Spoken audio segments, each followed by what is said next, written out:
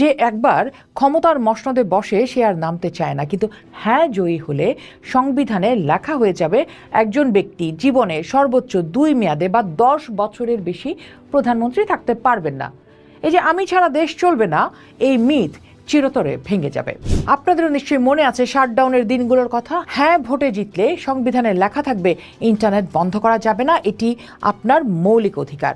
আমরা ইন্টারনেট বন্ধ করিনি, ইন্টারনেট বন্ধ হয়ে গেছে। হ্যাঁ কিংবা না, এই দুটি শব্দের উপর ঝুলে আছে বাংলাদেশের আগামী দিনের ভাগ্য।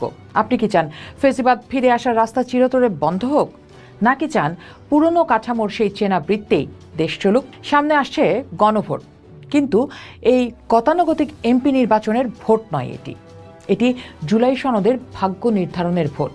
ব্যালট পেপার দুটি, একটি সবুজ আপনার এলাকার এমপি নির্বাচনের জন্য, আর অন্যটি গোলাপি যেখানে কোনো প্রার্থীর